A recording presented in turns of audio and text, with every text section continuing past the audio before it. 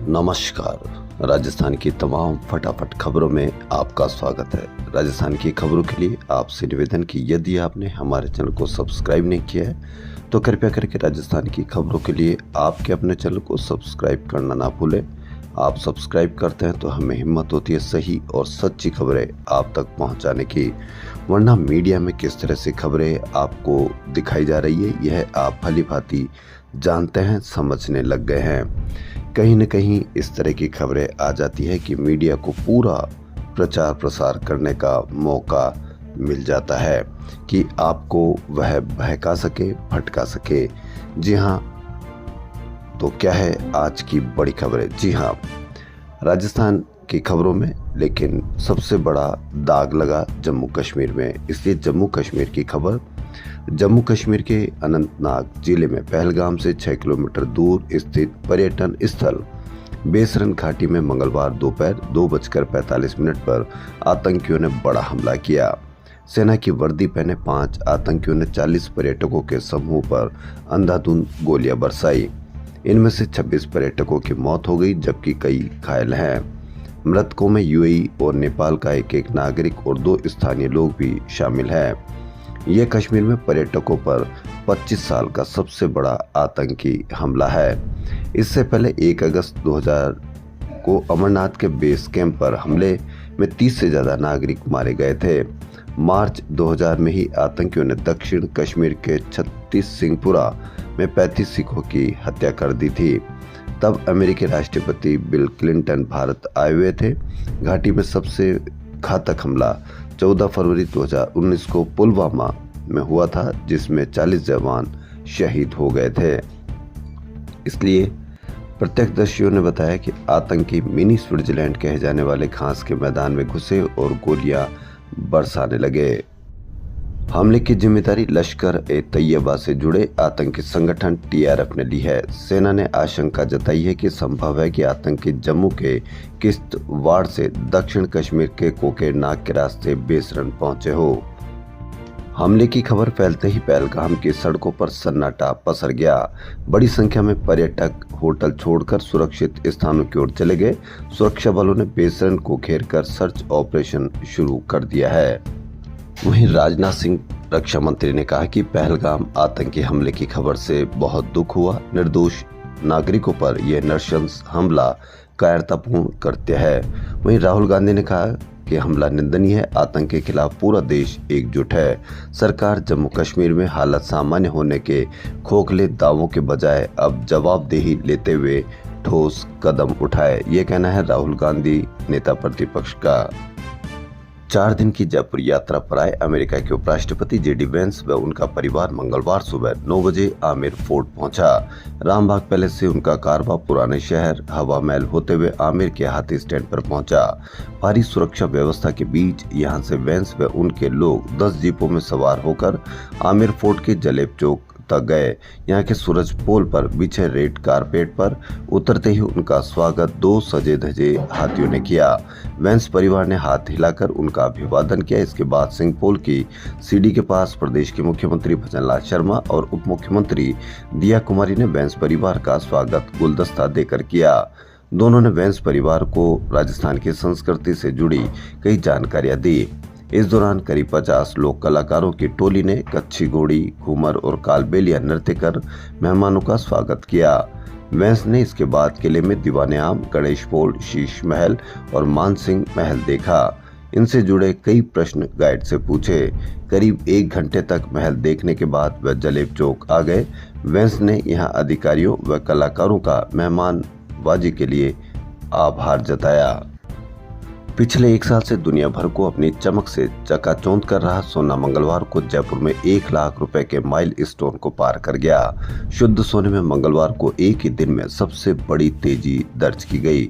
इसमें 2800 रुपए का उछाल देखने को मिला। इसके साथ ही सोना 800 रुपए प्रति 10 ग्राम हो गया। इस स्तर पर पहुंच गया। सोने ने 1000 रुपए से 1 लाख रुपए तक का सफर 45 साल में पूरा किया, यानी इस दौरान सोना 100 गुना महंगा हुआ है। दूसरी ओर जेवराती सोना भी 2600 रुपए की छलांग लगाकर 94,800 रुपए प्रति 10 ग्राम के रिकॉर्ड स्तर पर पहुंच गया।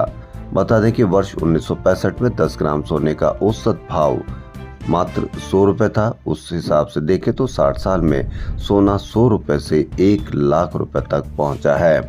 यानी शादी के सीजन को देखते हुए उन परिवारों के बारे में आप विचार करें जिनकी शादियां हैं और उनको गोल्ड खरीदना है, तो वह किस तरह से उनका बजट गड़बड़ा जाएगा। लेकिन मीडिया पर इस तरह की कोई चर्चा अब नहीं होती है। मीडिया को मसाला मिल गया। मीडिया दिन रात अब आपको इस तरह से बहकाएगा फिर, क्योंकि उसको मौका मिल गया है। राजस्थान सरकार ने समान पात्रता परीक्षा यानी सीईटी की पात्रता में फिर बदलाव की तैयारी की है। अब सीईटी की पात्रता के लिए 60% अंक प्राप्त करने पड़ सकते हैं। 60% अंक प्राप्त करने के लिए आपको किस तरह से कोचिंग संस्थानों की शरण लेना पड़ सकता है, इस पर भी आप अवश्य विचार करें। कार्मिक विभाग इसका प्रस्ताव बनाएगा और इसका परीक्षण करेगा। संभव हुआ तो ये लागू हो सकता है।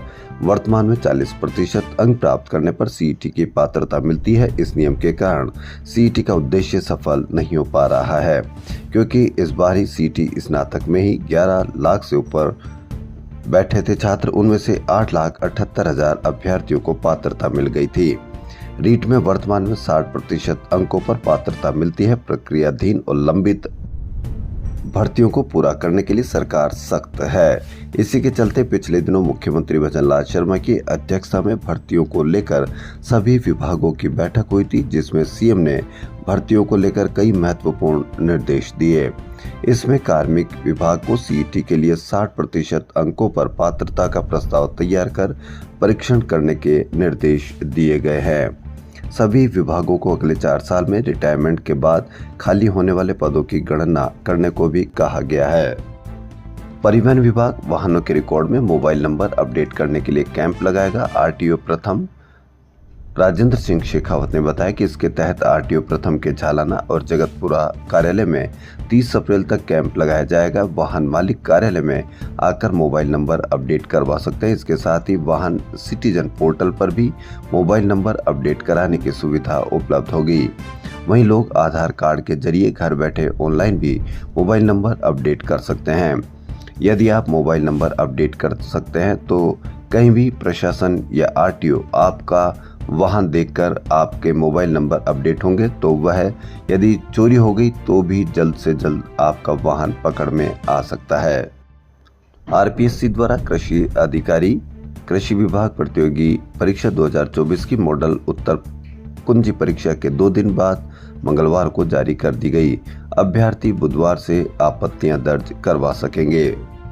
जगत गुरु रामानंदाचार्य राजस्थान संस्कृत विश्वविद्यालय में 2 साल से सिंडिकेट मीटिंग नहीं होने का खामियाजा डिग्री ले चुके छात्र छात्राओं को भुगतना पड़ सकता है। 2 साल से मिली उपाधियों पर सिंडिकेट की मुहर लगना अनिवार्य है और जब तक सिंडिकेट का अनुमोदन नहीं होगा डिग्री मान्य नहीं है। वर्ष 2023 में 9 अप्रैल को अंतिम मीटिंग आयोजित हुई थी। 27 जुलाई 2024 को 6वें दीक्षांत समारोह में 7,251 और झालाना के आरआईसी में 17 अप्रैल 2025 को आयोजित 7वें दीक्षांत समारोह में 6,461 छात्रों को डिग्रियां बांटी गई। लेकिन 2 साल से सिंडिकेट मीटिंग नहीं हुई। 2 दीक्षांत समारोह में 13,712 विद्यार्थियों को डिग्रियां बांट दी गई। विशेषज्ञ बोले, बिना सिंडिकेट अनुमोदन डिग्री मान्य नहीं। आईआईटी कानपुर की ओर से जेईई एडवांस 2025 परीक्षा के ऑनलाइन आवेदन बुधवार से भरे जाएंगे। आवेदन प्रक्रिया सुबह 10 बजे से शुरू होगी। रजिस्ट्रेशन की अंतिम तिथि 2 मई है। शुल्क भुगतान 5 मई शाम 5 बजे तक कर सकेंगे। उम्र की गाइडलाइन में स्टूडेंट का जन्म 1 अक्टूबर 2000 या उसके बाद होना चाहिए। मैच फिक्सिंग जैसे विवादों पर आरसीए के बिहानी व राजस्थान रॉयल्स के चेयरमैन बाद ठाकुर से सीधे सवाल किए भास्कर ने। लखनऊ से मैच फिक्स की आशंका तो है ही, टिकट भी ब्लैक हो रही है, ये कहना है बिहानी का। बिहानी ने कहा कि पूरी दुनिया आशंका जता रही है कि क्या 18 गेंदों में 24 और 6 गेंदों में 8 रन नहीं बनते।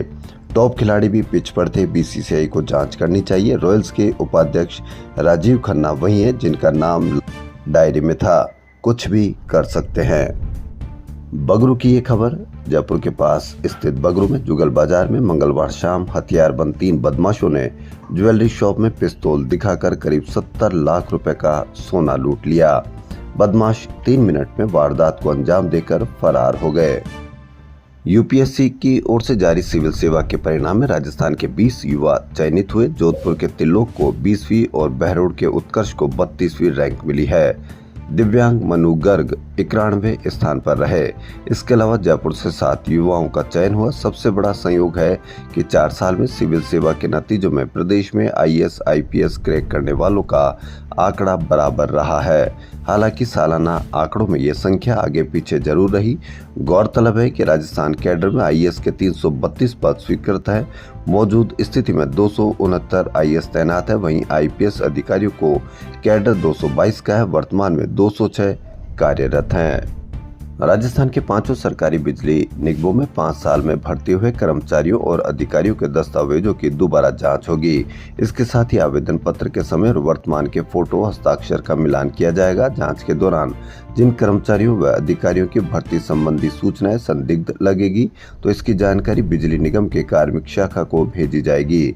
जयपुर डिस्कॉम के अधिकारियों व कर्मचारियों की जांच के लिए मुख्य कार्मिक अधिकारी हरिभूषण भाटिया ने सभी चीफ इंजीनियर, अधीक्षण अभियंता व मुख्य लेखा नियंत्रक को पत्र भेजा है। जयपुर में रोबोटिक फिजियोथेरेपी की मदद से न्यूरो पेशेंट्स को नई जिंदगी मिल रही है। ये मरीज दोबारा चलने लगे हैं और अपने रूटीन के काम खुद करने लगे हैं। अब उन्हें दूसरों पर निर्भर नहीं रहना पड़ता। फिजियोथेरेपी में अब इंटरनेशनल आर्म्स की तर्ज पर एआई सपोर्टेड तकनीक का इस्तेमाल हो रहा है। आर्टिफिशियल इंटेलिजेंस की मदद से एक्सरसाइज करवाई जा रही है, जिससे मसल्स की स्ट्रेथनिंग पर विशेष फोकस किया जा रहा है। फिलहाल इस तकनीक का सबसे ज्यादा उपयोग ब्रेन हेमरेज और लकवे के मरीजों में किया जा रहा है। विशेषज्ञों का कहना है कि अगर ब्रेन हेमरेज के 72 घंटे के अंदर पेशेंट को रिहैब में डाल दिया जाए तो रिकवरी के चांस 80 से 90% तक होते हैं। जगतपुरा, मालवीय नगर, गोपालपुरा, चित्रकूट, वैशाली नगर स्थित अस्पतालों में रोबोटिक फिजियोथेरेपी दी जा रही है। जवाहर कला केंद्र जयपुर की ओर से 23 से 25 अप्रैल तक 3 नाटकों का मंचन किया जाएगा। ये सभी प्रस्तुतियां केंद्र की पाक्षिक नाट्य योजना के तहत होगी। यहाँ 23 अप्रैल को बिश्ना चौहान के निर्देशन में नाटक नज़ीरनामा का मंचन होगा। 24 को विजय कमलेश एवं कल्पना के निर्देशन में नाटक नेक चोर खेला जाएगा। वहीं 25 अप्रैल को हम गूंगे हैं नाटक का मंचन होगा। इसका निर्देशन सक्षम खंडेलवाल ने किया है। तीनों नाटक रंगायन सभागार में शाम 7 बजे खेले जाएंगे। जेल की सलाखें उम्मीदों को कैद नहीं कर सकती। जहां स्त्रियों के दिल जुगनू की तरह चमकते हैं, वहीं से शुरू होती है असली आजादी की कहानी। जवाहर कला केंद्र में मंगलवार को आयोजित 14वें हेमलता प्रभु स्मृति समारोह में एक ऐसा मंच सजा जहां थिएटर की सीमाएं टूटती नजर आई। जयपुर शहर से 1 घंटे की दूरी पर सांबर लेक में अब नाइट स्काई टूरिज्म तेजी से डेवलप हो रहा है। यहाँ झील और हरियाली होने की वजह से पोल्यूशन कम रहता है। खुली आंखों से आकाश निहारने का सैलानियों को अवसर मिलता है।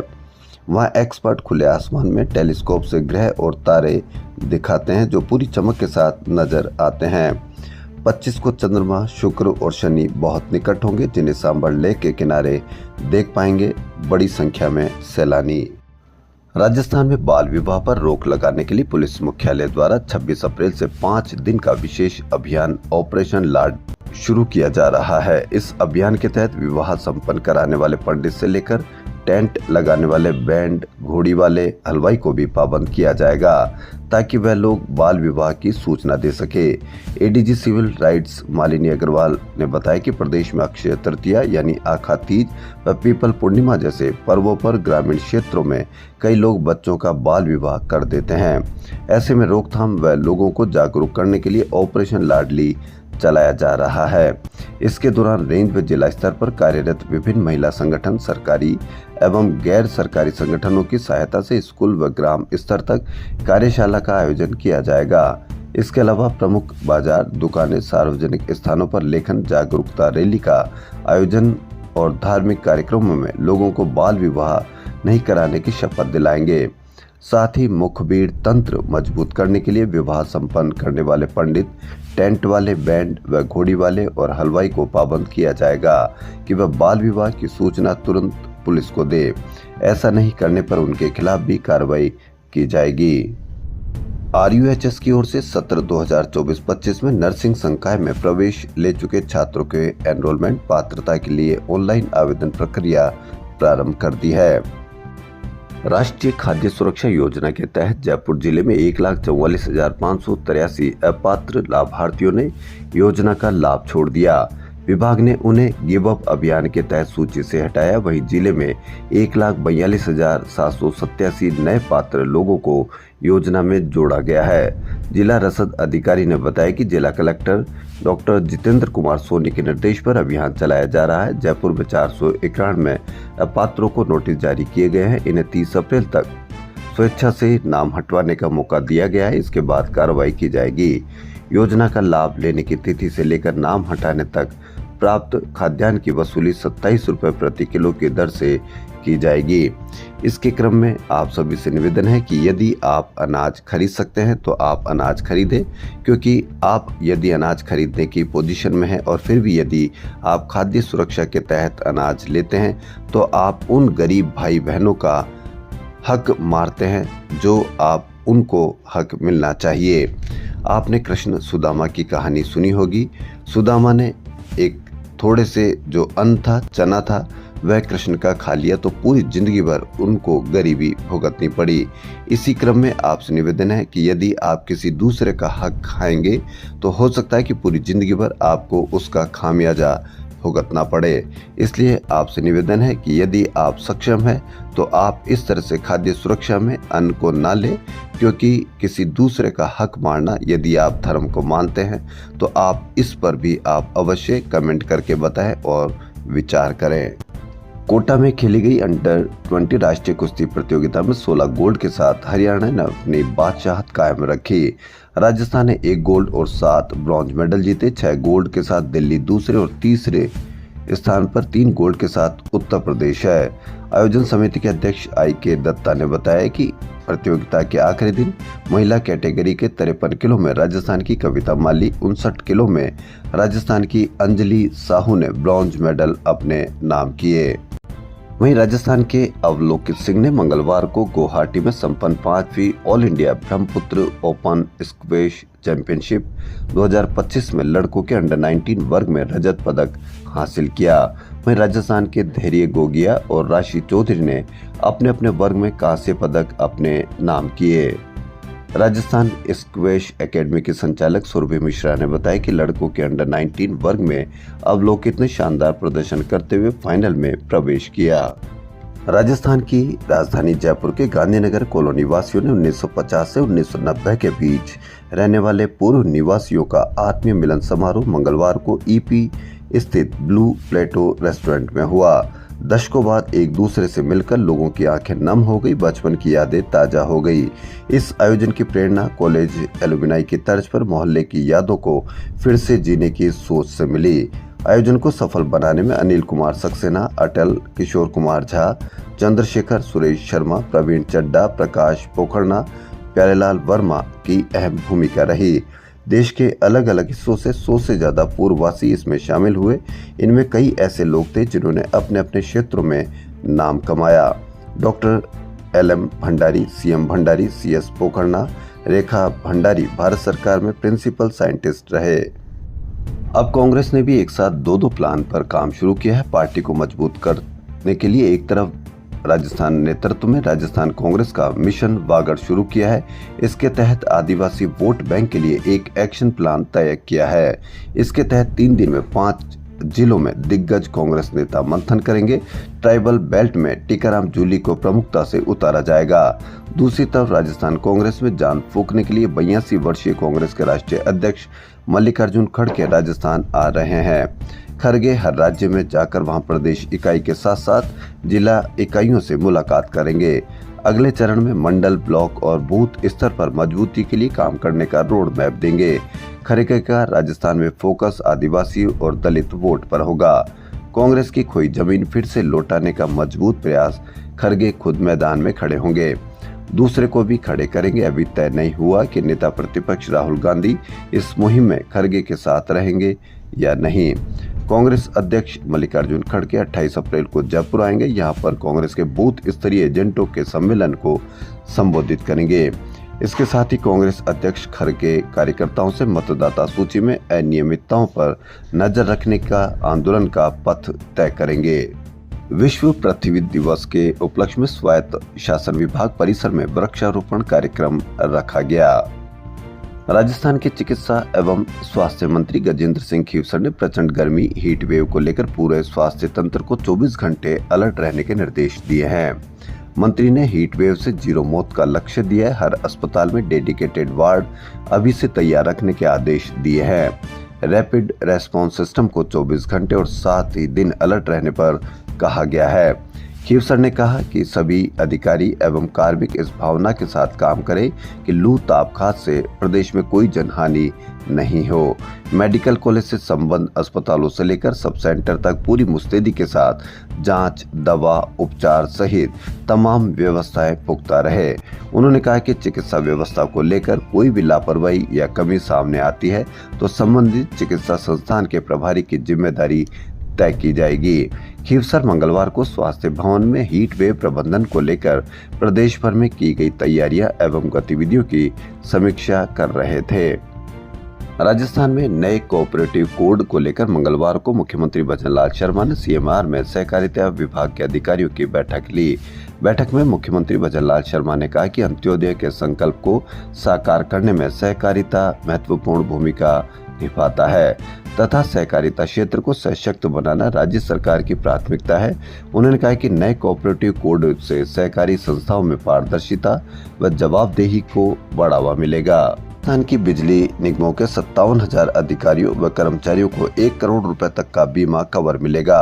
इसके लिए मुख्यमंत्री भजनलाल शर्मा की मौजूदगी में सीएमआर में बिजली निगमों व एसबीआई के बीच MOU हुआ। इन MOU के तहत विद्युत कर्मियों की व्यक्तिगत दुर्घटना में मृत्यु या स्थायी निःशक्तता की स्थिति में 1 करोड़ रुपए का व्यक्तिगत दुर्घटना बीमा मिलेगा। आंशिक रूप से अशक्तता की स्थिति में 80 लाख रुपए का व्यक्तिगत दुर्घटना बीमा कवर होगा। वहीं 10 लाख रुपए के सामूहिक सावधि जीवन बीमा के साथ ही अन्य आर्थिक सहायता व सुविधाएं भी उपलब्ध करवाई जाएगी। वहीं राजस्थान में नई सरकार में राइजिंग राजस्थान के बाद 5वीं बार निवेशकों के लिए भूमि आवंटन नीति में बदलाव किया है। अब फिर नया प्रस्ताव तैयार किया गया है। इसके तहत निवेशक को अब उनके प्रस्तावित निवेश की 20% राशि उपलब्ध होने के प्रूफ देने होंगे। इसके प्रमाण मिलते ही उनकी चाहिए जमीन का आवंटन करना होगा। संबंधित निकाय इसके लिए बाध्य होंगे। खासकर पर्यटन, हेल्थ, सोलर आदि के क्षेत्र के निवेशकों की मांग पर यह बदलाव किया जा रहा है।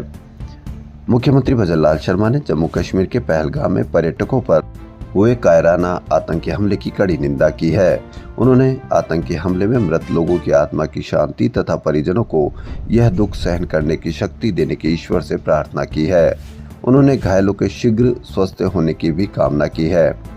मंत्रालय कर्मचारी महासंघ के प्रदेश अध्यक्ष राज सिंह चौधरी का कहना है कि परिवहन विभाग में लंबे समय से दूसरे विभागों के जमे कर्मचारियों को समय सीमा तय करने का मामला उठा है। उनका कहना है कि परिवहन विभाग में प्रोग्रामर, सहायक प्रोग्रामर, सूचना सहायक, सांख्यिकी विभाग एवं अकाउंट्स के कर्मचारी यहाँ सालों से जमे हुए हैं। परिवहन कार्मिकों को 3-4 साल में बदल दिया जाता है, लेकिन दूसरे विभागों से आने वाले कर्मचारियों की कोई समय सीमा निर्धारित नहीं है। अधिकतर विभागों के कर्मचारी 10 सालों से यहाँ जमे हुए हैं। नियमानुसार उन्हें जनता से जुड़े सीधे काम नहीं दे सकते। ऐसे कार्मिकों को स्थानांतरण के बाद रिलीव भी नहीं किया जा रहा है। राजस्थान की खबरों में फिलहाल इतना ही। यदि आपको राजस्थान की खबरें पसंद आ रही तो आपके अपने चैनल को सब्सक्राइब करना ना भूलें। धन्यवाद।